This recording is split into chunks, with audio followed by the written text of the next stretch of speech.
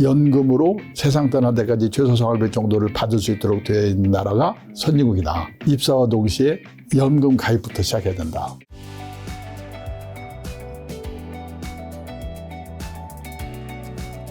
자, 이번에 대표님 50년 투자시장 경험에서 본 자산관리 성공어치 여쭤보려고 하는데요. 왜 개인 주식 투자자들은 고점에서 사고 바닥에서 파는 경우가 많단 말이죠. 그러니 왜 벌어지는 걸까요? 저는 왜 그런 거 생각해 보면요. 주식 투자에 성공하는 거는 예측을 잘하면 된다고 생각하기 때문에 그런 게 아닐까. 그러니까 단기 시황 전망에 따라서 사고 팔고를 하는데 제가 50년 이 업계에서 종사해 보면 불측의 사태가 가끔 나타나거든요. 근데 사는 분들은 대개 언제쯤 사냐면은 모든 사람들이 나는 이제 틀렸다고 생각하고 포기했을 때 사실은 사야 되는데 그때 살 수가 없죠. 결국은 참고 참다가 주위에서 뭐 누구 돈 벌었대 그 말도 그 이제 딱 사면 되게 꼭지거든요. 지난번 동학개미 때도 보면요. 어느 그 증권사 리서치센터에서 발표한 자료를 보니까 주가지수 2,900에서 3,300 그 사이에 투자 자금의 65%가 들어왔다고 하더라고요. 근데 마찬가지예요. 1975년에서 78년에 그때 건설주 파동이 있었어요. 건설주가 50배 정도 올랐어요, 그때.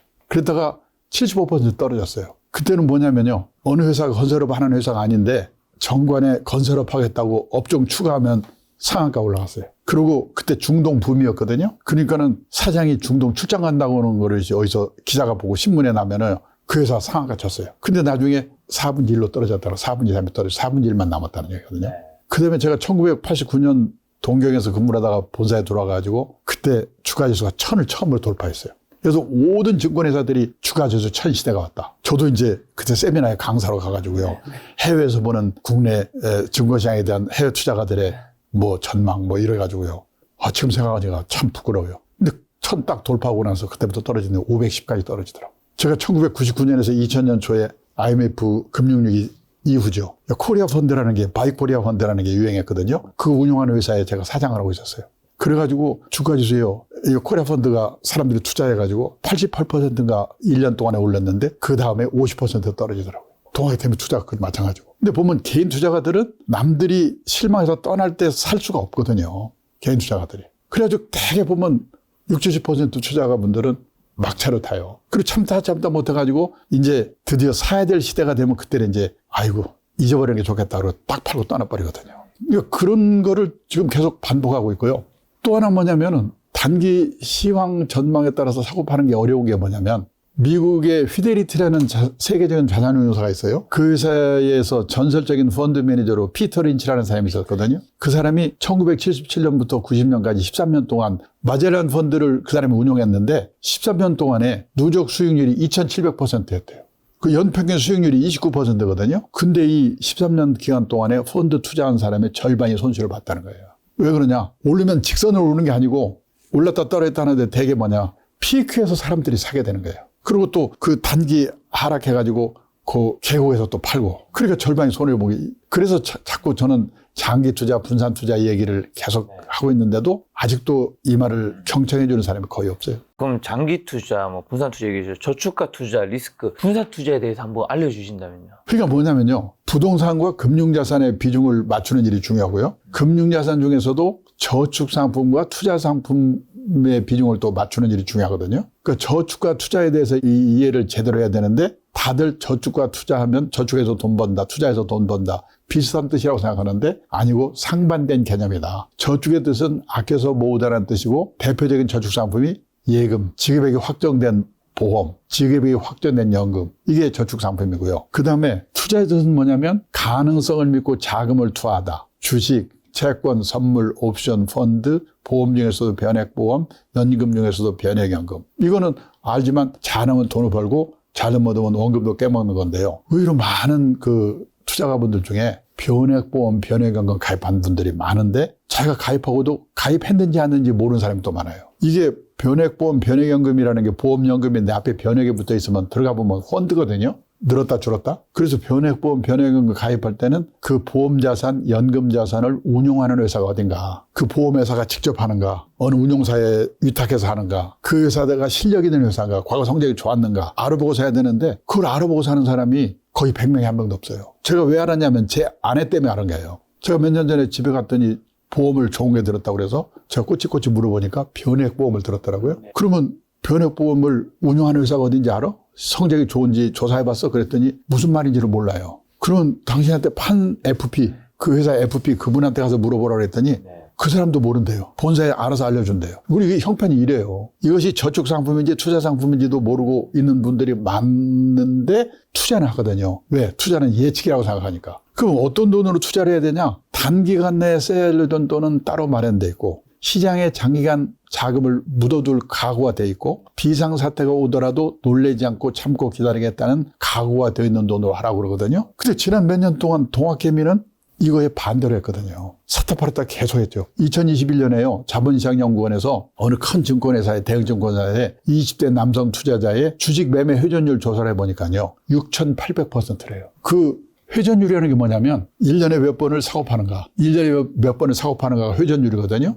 그러니까 1년에 한 번 샀다 팔면 100%예요. 세계적인 펀드 운용사들이 연 30-40%의 회전율이고 평균이 2년에서 3년에 한 번씩 사고 팔고 하거든요. 그러니까 6,800%라고 하는 것은 1년에 68번을 사고 팔고 했다는 거예요. 우리 20대 남성 주식 투자자가. 그러면요. 우선 성공을 할 수가 있겠는가. 어쩌다 한 번은 몰라도 계속 그렇게 해가지고. 두 번째는 68번 하면 일주일에 거의 2번이니까 꿈에도 나타나요. 이러다가도 그 생각해야 돼요. 회사 일은 어떻게 되겠는가. 그렇죠. 지금 이런 일을 지금 우리 애들이 하고 있어요. 그게 투자라고 생각하고. 저는 그게 큰 문제라고 생각해요. 그래서 저는요, 투자에 관한 공부란 뭐냐면 다 주가 예측, 부동산 예측에 관한 공부라고 생각하고, 근데 이름 제가 딱 얘기하면 알 수 있는 사람이에요. 펀드 매니저 30년 날린 사람인데, 누가 자기한테 주가 어떻게 되냐고 전망을 물어보면 미치겠대요. 모르니까. 그러면 무슨 공부를 하는 거냐? 주가 예측이 아니면 자산관리의 기본 원칙, 그리고 전문가로 활용하는 법. 이 사람이 전문가냐 이제 식별하는 법. 그러니까 한마디로 말하면 소개를 받아가지고 믿을 수 있고 신뢰할 수 있고 실력 있는 전문가를 알아두는 게 중요하다. 그 사람의 도움을 받는다. 그리고 또 하나 알아야 될 게 뭐냐면 투자에는 리스크가 따른다. 그렇죠. 근데 그 리스크의 뜻을 제대로 알아야 된다는 거예요. 왜 제가 이 말을 자꾸 하냐면요. 우리는 언론에서까지도 리스크를 위험이라고 번역하거든요. 저는 잘못된 거라고 봐요. 저는 그냥 리스크라고 그래요. 왜? 위험의 정확한 영어가 중학교 때 배웠잖아요. 데인저. 홍수 나서 죽을 위험, 폭탄 터져 죽을 위험. 이게 위험이거든요. 그러면 리스크의 정확한 번역은 뭐냐면 불확실성. 잘 될 수도 있고 잘못될 수 있는 거. 근데 잘못되는 것만 리스크라고 그러면은 절반만 번역한 거거든요. 그리고 얼마 전까지만 해도 소위 말하는 안전빵이라는 게 있었어요. 은행에 갖다 예금만 해도 책임져 주면서 금리를 10% 이상 주던 시절이 있었잖아요. 몇 가지 직업만 선택하면 평생 보장되는 시절이 있었잖아요. 근데 앞으로는 결혼을 하는데도 직업을 선택하는데도 자산을 운용하는데도 이 불확실성, 리스크를 안지 않고는 풍요로운 인생을 살 수 없다. 예를 들어서 공무원이 안전하다고 그러는데 해외 사례를 보니까요. 국민들이 화가 나면 행정개혁 압력이 들어와요. 그러면 민간기업에서 독사처럼 구조조정하던 전문가 불러가지고 행정개혁위원장을 시켜요. 그 사람이 칼 휘둘러요. 선생님이 안전하다고요? 애들이 없는데 어떻게 선생을 합니까? 작년에 서울고대 졸업생이 300몇십 명이었는데 1차 발령받은 게 112명이라고 하더라고요. 애들이 없으니까. 이제 안전한 건 없어요. 근데 제가 놀란 게 뭐냐면 리스크의 라틴어의 어원이 어디서 나냐면 용기를 갖고 도전하다는 데서 리스크가 나왔다는 거예요. 저는 지금 이 시점에서 우리도 그렇고 애들도 그렇고 시급한 게 뭐냐? 용기를 갖고 리스크에 도전하되 관리할 수 있는 지혜를 배워야 우리한테 희망이 있다. 근데 어머니들은 공무원도 하지 마. 그 다음에 남자들도 위험한 놈 만나지 마라. 뭐 만나지 마라. 다 못하게 말하잖아요. 지금 우리 어머니들이 우리 애들을 바보 만들고 있는 거예요. 위험한 남자 만나지 마라. 위험한 회사 들어가지 마라. 위험한 상품 사지 마라. 이 위험으로 생각하고. 근데 왜 요즘 직장인들이 뭐냐면 직업의 라이프 사이클들이 짧아져서 그런 거잖아요. 영원한 게 없으니까. 그래서 리스크의 라틴어의 어원이 용기를 갖고 도전하다는데 저는 우리도 우리 애들도 용기를 갖고 리스크에 도전하되 관리할 수 있는 지혜를 배워야 우리한테 희망이 있다. 그러면은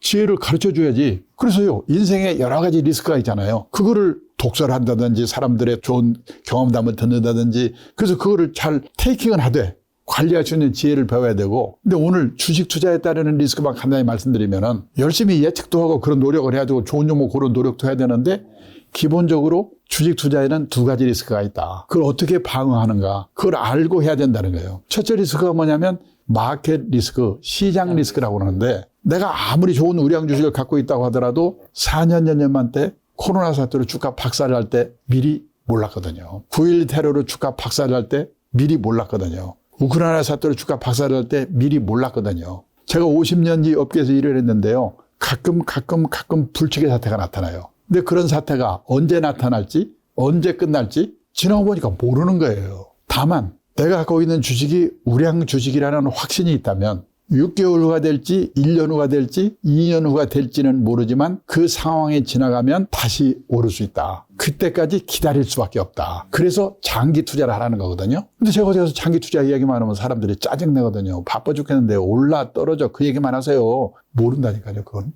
그래서 장기 투자라는 건데. 그리고 개별 종목 리스크는 아무리 다 시장에 오르더라도 불량 종목은 안 오르잖아요. 그렇죠. 좋은 종목 그런 노력을 해야 돼요. 그래서요, 아무리 이 노력을 해도 신년 이상 100% 우량 종목 고른다는 보장이 없으니까 10종목, 20종목에 분산 투자하세요. 그런 거거든요. 보통 펀드 매니저들이요, 10개 중에서 5개 정도까지 실패하는 거는 당연하다고 생각하는 거예요. 10개 중에서 한 3, 4개 실패하고 6, 7개 성공하면 된다는 거. 그게 분산 투자라는 거죠. 근데 분산에는요, 종목 분산이 있고, 그 다음에 시간 분산이 있어요. 요번 달에도 얼마, 다음 달 얼마. 적립식 투자가 시간 분산이에요. 그리고 리스크 크기별 분산. 공격적인 종목과 안정적인 종목. 그래서 이제 나이가 들어가면서 공격적인 상품의 비중을 줄이고 안정적인 상품을 늘리는 거거든요. 그래서 대개 저는 뭐라고 하냐면 100에서 자기 나이 뺀 만큼을 공격적인 상품에 넣어라. 내가 지금 나이가 70대잖아요. 그러면 100에서 70 빼면 30 남거든요. 그 70대 사람들은 공격적인 상품은 30%만 하는 얘기거든요.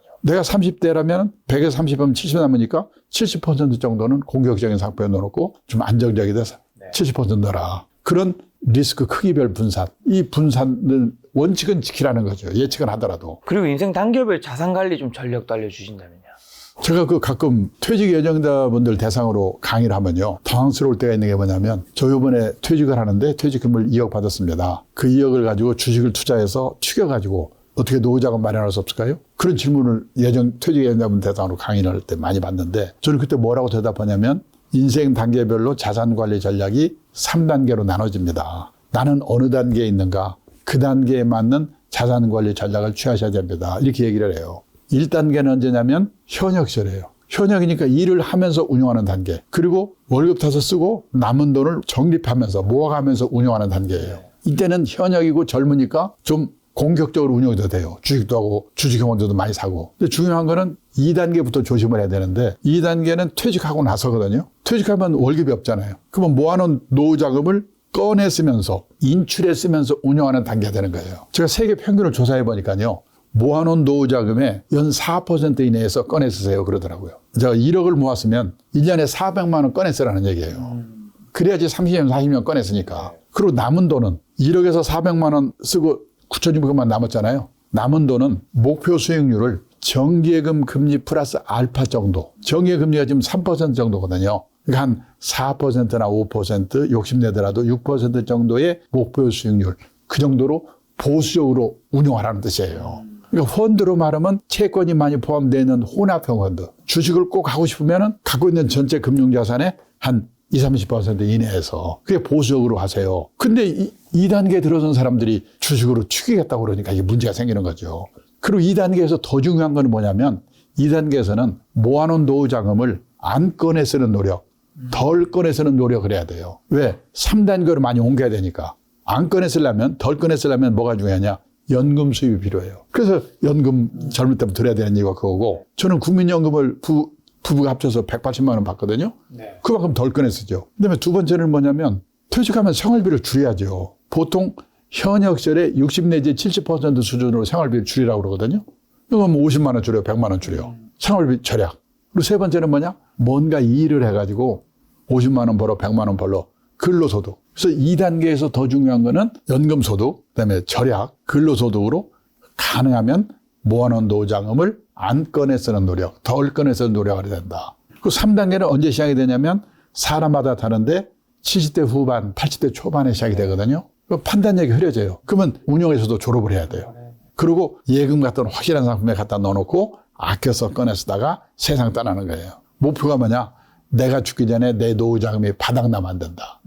나의 수명보다 노후 자금의 수명이 길어야 된다. 이런 거를 머릿속에 넣어놓고 해야 되는데, 의외로 지금 요즘 신문에 많이 나잖아요. 노인분들이 공격적인 장면 넣었다가 고생하는 그런 일들이 많잖아요. 자, 그러면 이제 재테크만큼 어떻게 보면 재테크보다 더 중요한 게 연금 준비 같은데, 우선 1988년 국민연금이 도입된 약 30년간 연금을 납부한 60년대생 그런 분들의 세대는 노후 계획이 괜찮나요? 지금 우리나라 OECD 발표에 하면 노인 빈곤율이 뭐 40.4% 된다 뭐 그러잖아요. 그래서 OECD 가입국 중에서 빈곤율 1위라고 그러잖아요. 빈곤율은 뭐냐면 전체 줄을 세워가지고 예를 들어 2인 가정을 줄을 세워가지고 딱 중간 중위소득 그의 절반 이하로 사는 사람들을 이제 노인빈곤제가 오는데 40.4%인데요. 이게 보면은 1940년대생 경우는요 51%쯤 됐어요. 노인빈곤율이. 그게요 50년대생이 보면은 18.7%로 낮아져요. 왜 그러냐? 국민연금의 혜택을 좀 본 사람들이거든요. 그리고요, 60년대생은요, 더 낮아져가지고, 18.7% 정도 될 거라고 그래요. OECD 가입국 평균이 13%거든요. 거의 평균 수준까지 간다는 얘기죠. 그만큼 60년대생은 그래도 국민연금을 좀 100만 이상 받는 사람이 상당히 많을 거예요. 그러니까 혜택을 보는, 그러니까 그 전 40년대생 또는 50년대생보다는 60년대생이 훨씬 형편이 나은 건 사실이에요. 그런데도 아직 그 연금으로 노후 생활을 충분히 선진국처럼 할 수준까지는 안 가 있죠. 왜 그러냐면 보통 평균 한 25년 정도 일하고 퇴직하거든요. 51.8세이기 때문에. 그러니까 근로기간이 짧기 때문에 그래요. 이게 보통 선진국 같은 경우는 한 40년 일한 거로 계산을 연금을 받기 때문에 연금액이 많은데 우리는 평균 한 25년 일하고 늦게 취직하고 빨리 퇴직하니까 그래서 어려운데 저는 직장인들이 제일 신경 쓰게 뭐냐면 입사와 동시에 연금 가입부터 시작해야 된다. 선진국이라고 하면 부자 나라, 그 다음에 노후 자금이 많은 나라 이렇게만 생각하거든요. 아니고 세상을 떠날 때까지 최소 생활비 정도를 연금을 받을 수 있도록 확보된 나라가 선진국이다. 예를 들어서 미국, 일본, 독일의 그 65세 이상 노인들에게 매달 주 수입원이 뭐예요? 이렇게 물어보면 예, 연금이에요. 이렇게 대답하는 비율이 60, 70%, 독일 같은 경우는 80, 90%거든요. 근데 우리나라는 그렇게 대답할 수 있는 분이 학교 선생님, 공무원, 군인 출신하고 일부 준비한 사람밖에 없거든요. 그래서 29%예요.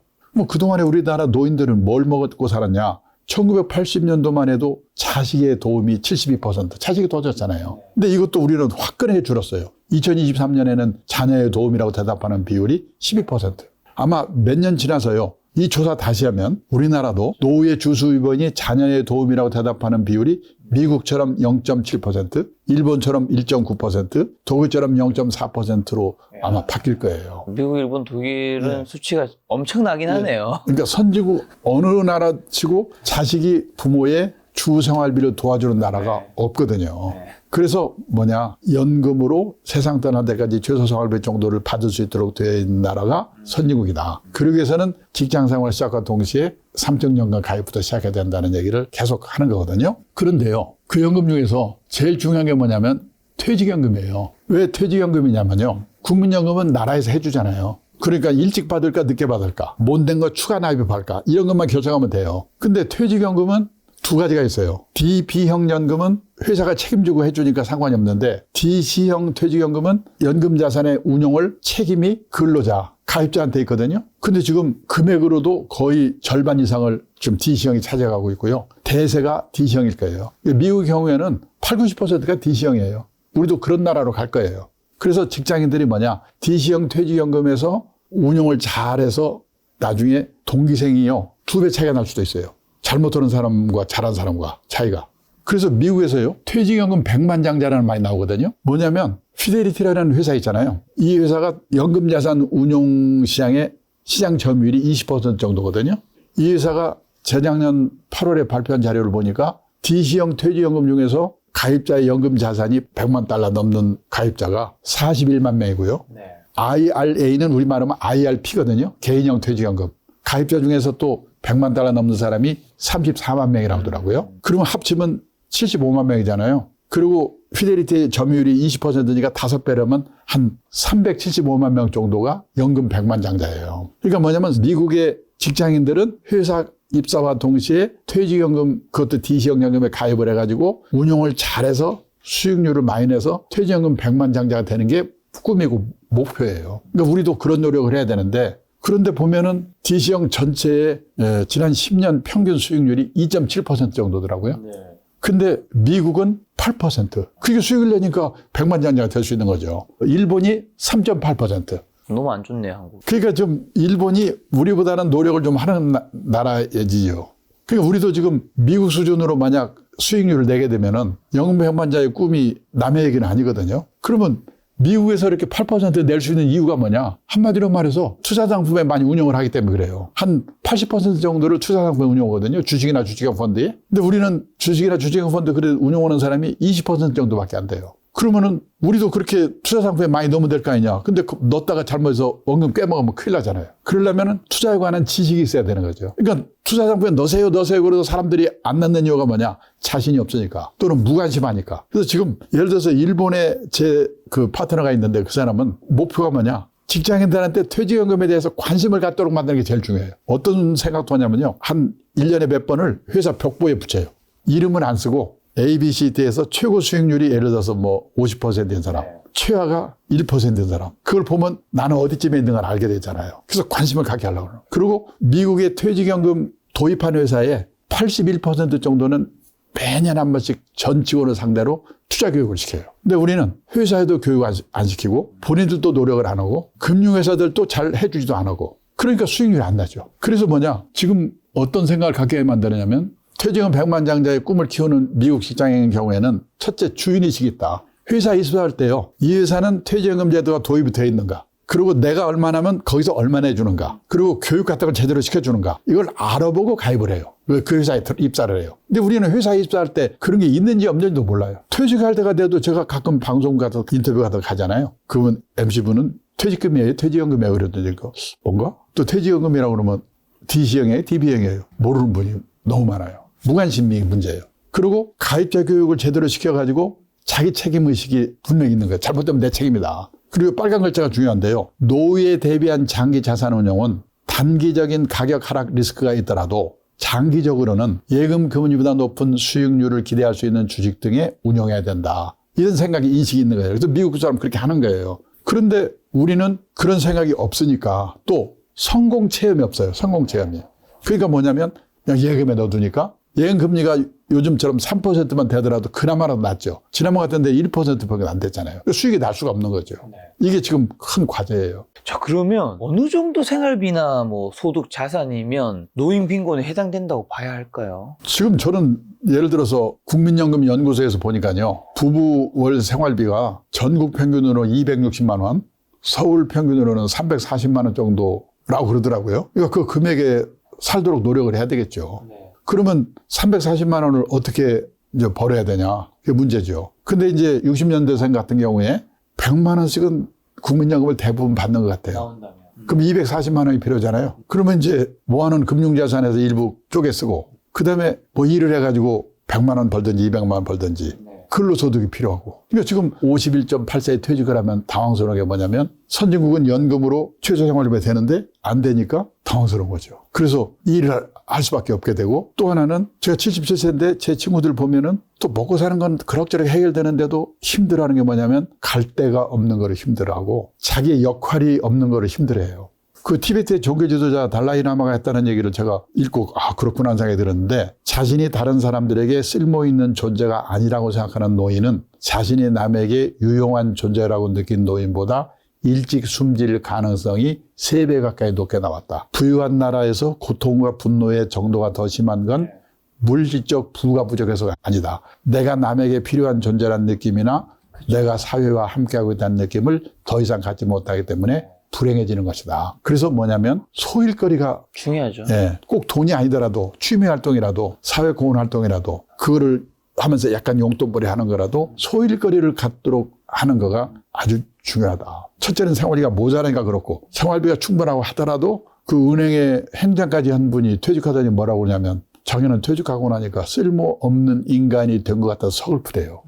근데 쓸모있는 인간을 누가 만들어주는 게 아니거든요. 자기가 만들어야지. 근데 보면요. 왕년에 높은 자리에 있던 사람, 왕년에 끝발이 있던 사람일수록 그게 잘 안 되는 것 같더라고요. 왜냐하면 이 격차가 너무 클 테니까. 예, 누가 와서 해주려니 생각하니까 옛날부터 버릇이 이렇게 돼가지고. 그러면 이제 전국에 260만 원, 서울에 340만 원 정도 이게 생활비였나요? 그렇죠. 네. 2인 가족. 그럼 노후 준비로 자산은 어느 정도 좀 있어야 되는 걸까? 서울 기준 했을 때. 저는 그러니까 은퇴할 때쯤에는 어느 정도 있어야지. 얼마라고 대답을 못 하는 게 뭐냐면 예를 들어서 아까 우리가 41만 달러, 약 5억 4천이잖아요. 근데 5억 4천 중에서 80% 가까이가 부동산이었거든요. 그러니까 부동산이 4억 몇천이잖아요. 아주 쉽게 얘기하면요. 통계청 자료 나온 거 보니까 인생에서 재산이 제일 많을 때가 50대라고 그랬잖아요. 50대 가구의 통계청 발표 자료를 보니까 평균 총자산이요.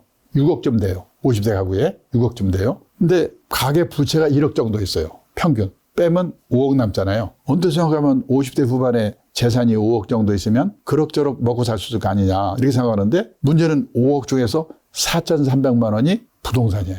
금융자산이 얼마 남아요? 7천 남잖아요. 7천만 원은 어떻게 30년, 40년. 부동산이 4억 가까이 있고 금융자산이 얼마 없어. 4억 3천이고. 예. 대부분이 또 사는 집이잖아요. 그렇죠. 그래서 뭐냐? 저는 같은 재산이 5억이 있다고 하더라도 그중에서 금융자산이 얼마냐? 일본 같은 경우에는 70% 정도가 금융자산이니까 그걸 어떻게 쪼개서 살 수가 있죠. 근데 우리는 반대로 80%가 부동산이니까 부동산을 뭔가 연금화시키지 않는 한 아주 어렵죠. 그리고 또 일을 해서 얼마씩 벌 수 있는 사람인가? 그다음에 연금을 얼마나 받을 수 있는 사람인가? 아까 제가 이제 순자산이 5억이라고 그랬잖아요. 근데 60년대생인 경우에 한 달에 100만 원 정도 연금을, 국민연금을 받는다고 가정하면 그게 30년 받는 걸로 가정해서 대개 가치로 보면 3억 정도의 가치가 있어요. 그러니까 60년대생이 5억 정도 순자산이 있다면 한 그 사람 8억 정도 있는 거와 마찬가지예요. 국민연금을 그 재산으로 환원시킨다고 그럴까? 역산해 보면. 자, 그러면 퇴직연금 수익률을 높이는 게 굉장히 중요할 것 같은데 어떻게 해야 될까요? 적립식 투자의 위력에 대해서 이해를 제대로 하셔야 된다고 봐요. 예를 들어서요. 어떤 사람이 한 달에 10만 원씩, 1년이면 120만 원이잖아요. 그렇죠. 10년이면 1200만 원이잖아요. 10년을 어떤 펀드로 비가 오나 눈이 오나 가입을 했다. 그러면 10년 후에 가입 금액은, 이제 불입 금액은 1200만 원인데 시작을 할 때 펀드 가격이 10,000원이었다. 근데 그때부터 떨어지기 시작해가지고 2,000원까지 떨어졌다. 그리고 5년 후에 바닥에서 2,000원에서 올라가가지고 다시 또 5년 후, 그러니까 10년 후에 10,000원이 됐다. 그러면요, 어느 달은 10,000원에 펀드를 샀을 거고, 어느 달에는 2,000원에 살 거고, 어떤 달에는 7,000원에 샀을 거 아니에요? 그러면 10년 후에 평가액이 있을 거 아니에요? 평가액이 이런 그래프로 만약 그 펀드 가격이 움직였다면, 그리고 매달 정해진 날짜에 이걸 샀다면 10년 후에 불이백은 1,200만 원인데 그 펀드 들은 거에 평가액은 얼마쯤 될까요? 이렇게 물어보면요. 10,000원에 시작해서 다시 10,000원이 됐으니까 원본으로 갔겠네? 1,200만 원 아니에요? 이렇게 대답하는 사람이 대부분이에요. 근데 놀랍게도요. 2,410만 원이에요. 왜 그러냐? 2,000원일 경우에는 기분은 더럽게 나쁘지만은 만약에 10,000원일 때 한 주 샀다면 2,000원일 때는 5주를 사거든요. 여기서 약간만 올라가도 회복력이 무지개 빠른 거예요. 그래서 이 퇴직연금은 20년, 30년, 40년 장기 적립 투자를 하는 거거든요. 그러니까 떨어졌다고 기분 나쁘게 생각할 필요 없이 이때는 많이 산다고 생각하고 계속 넣어야 되는 거예요. 근데 다른 사람들이 한 몇 개월 넣다가 떨어지면 열받아서 안 넣잖아요. 그러니까 비가 오나 눈이 오나 넣는 게 중요하다. 그렇다고 해서 불리한 상품 넣으면 안 되잖아요. 그래서 결국은 펀드 투자를 하는 거기 때문에 운용회사의 평판을 알아야 돼요. 그거는 그 전문가한테 물어볼 수밖에 없죠. 그리고 그동안의 장기 운용 성적, 1년 성적은 의미가 없어요. 한 5년 정도의 성적을 꼭 1등 아니더라도 중상 정도의 운용 성적인가. 가끔 그 운용 성적 상 줄 때 보면요. 1년 성적은 개인들이 이판사판 하는 사람이 오히려 성적을 많이 내요. 근데 5년 정도 가면요. 역시 실력 있는 운용사들이 차지합니다. 이게 장기 투자 분산조회 원칙을 잘 지키니까. 그리고 수수료 비싸지 않은 회사를 해야 돼요. 지금 해외 거를 많이 운용을 하는데 그 해외 거의 운용 수수료도 좀 생각해 봐야 돼요. 그래서 우량 투자 상품을 골라가지고 아까 적립식 투자의 위력을 이해를 해서 비가 오나 눈이 오나 넣는 거고요. 그러기 위해서는 투자에 관한 공부를 해야 되는데 일본에 예를 들어서 퇴직연금 도입한 기업이 직원들에게 투자 교육을 시키는 현황이 81% 정도는 시킨다거든요. 근데 우리나라 지금 기업에서 퇴직연금 가입한 직원들에게 투자 교육을 시켰다는 말을 들어본 일이 없어요. 회사에 안 시키면 본인이 스스로라도 공부해야죠. 요즘 유튜브들이 한번 공부할 수 있으니까. 공부를 해가지고 자기 퇴직연금 100만장자가 되겠다는 생각으로 좋은 그러니까 우량 상품을 골라서 비가 오나 눈이 오나 적립비로 투자를 해가지고 또 나중에 그 어느 정도 목돈이 되면요. 아까 그 분산 투자 중에서 종목 분산이 있었고 시간 분산이 있었고 리스크 크기별 분산이 있었잖아요. 그러니까 예를 들어서 한 50대나 60대가 되면은 공격적인 비중을 낮춰야 되는 거거든요. 그런 노력을 해나가는 거죠. 퇴직연금 100만장자의 꿈을 가지고 퇴직연금을 운용을 해야 된다.